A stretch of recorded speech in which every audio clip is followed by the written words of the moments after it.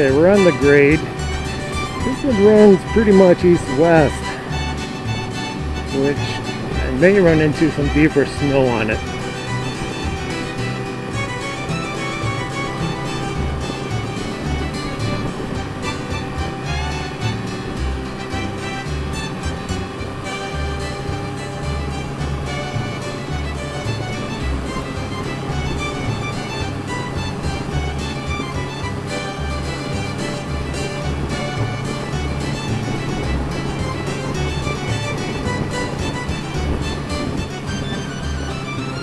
One of the beautiful little pond areas.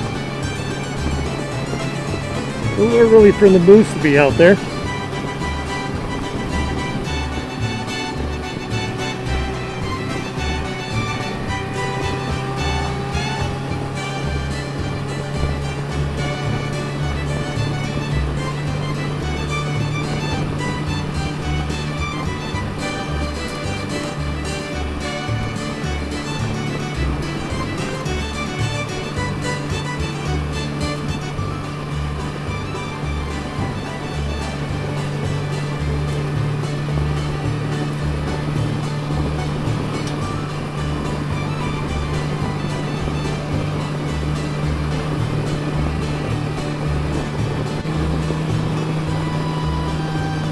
In the spring, after charging the battery quite a bit, still not getting it to crank the bike over reliably, I ended up ordering a new battery.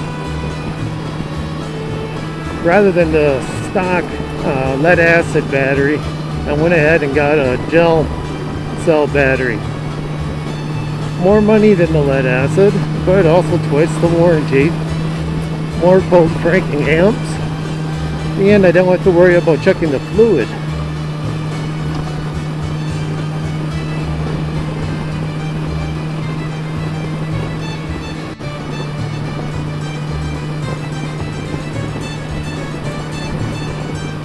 The other minor maintenance thing I did today was oil up the chain.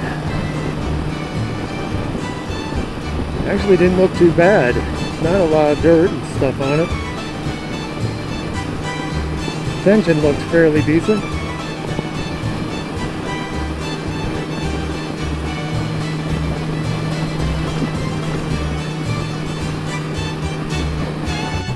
Scrub off some speed.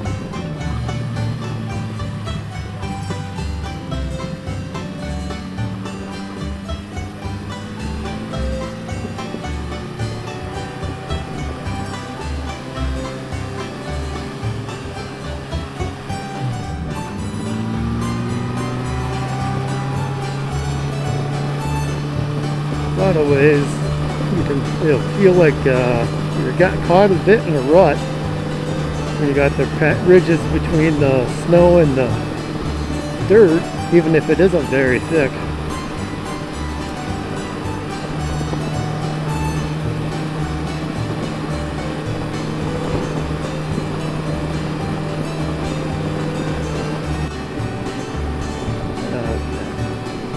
Good sight distance so I could stay over here in the mud.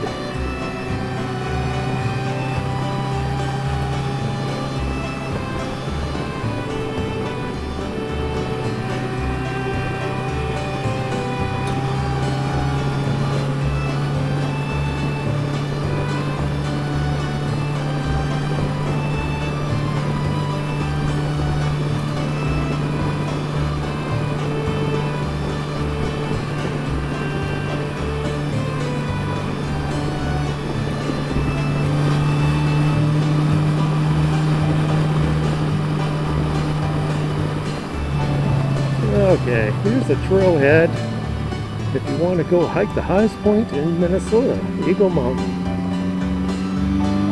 It's also the highest point in numerous states running down the Mississippi-Ohio River Valley.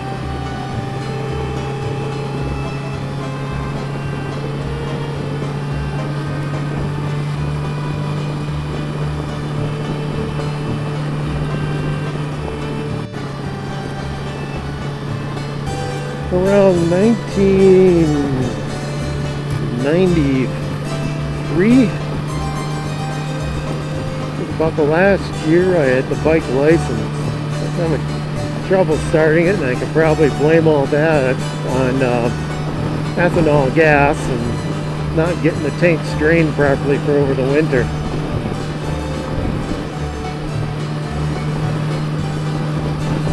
Moved to Minnesota, the bike stayed in Michigan.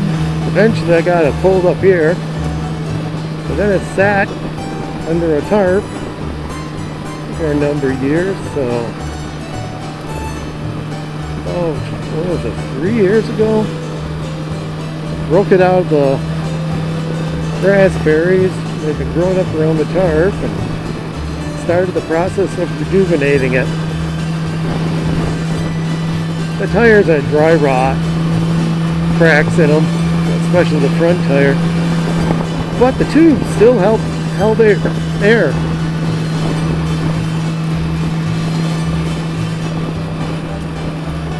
Had to do some major repairs to the seat pan. And then also I had to find a new gas tank.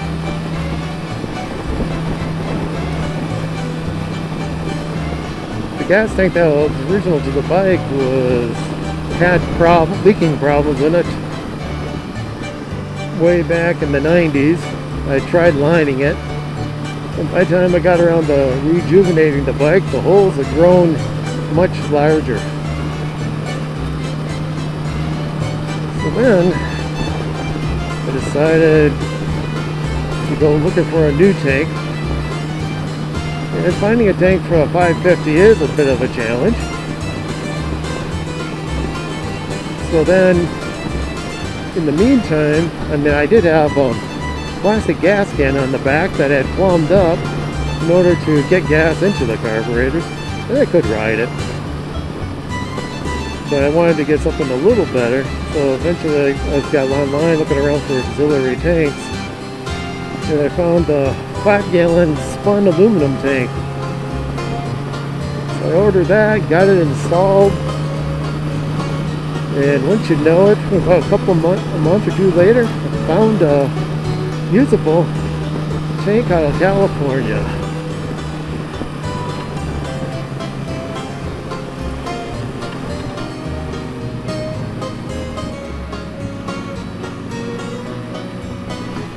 So I led on to a little bit of a decision-making process. What I ended up doing was keeping both tanks. Now, getting it plumbed so I could use both tanks was a little bit of a challenge, trying to figure out the fittings and space requirements to get all the fittings in and get the draining going the right way. But eventually, I did get it worked out last summer.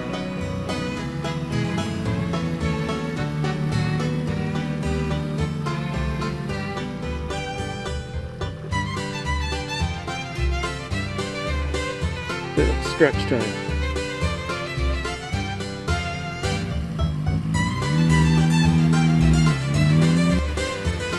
Yeah, to our left is the site of an old CCC camp. To our right is the grade.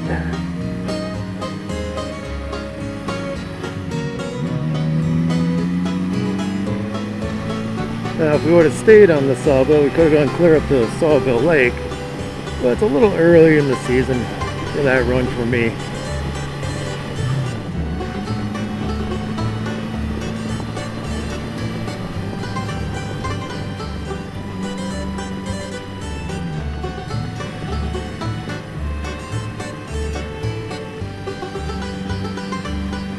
Yesterday I was out on the grade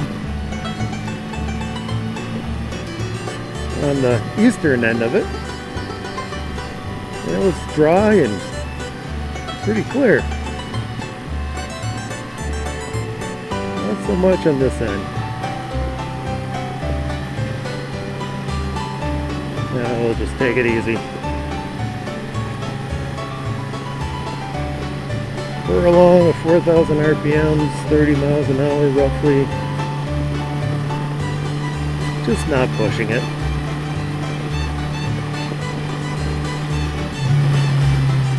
Get into spots like that where you can't see what's coming up.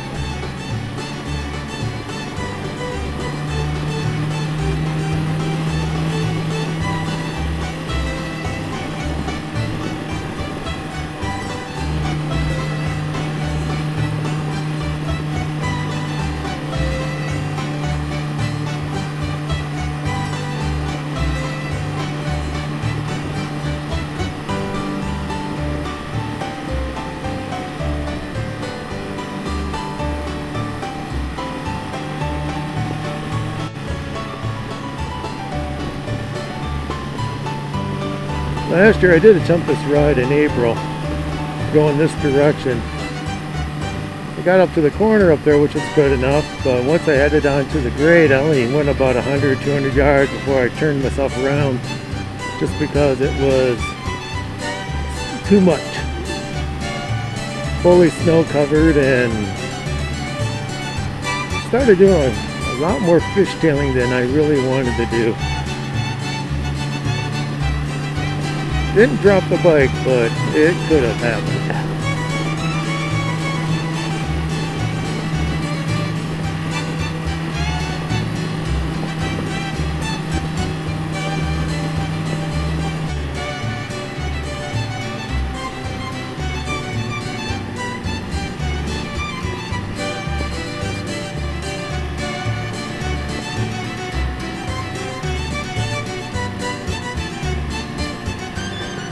A little more ice back there than snow. After getting so much in snow, I missed the bump.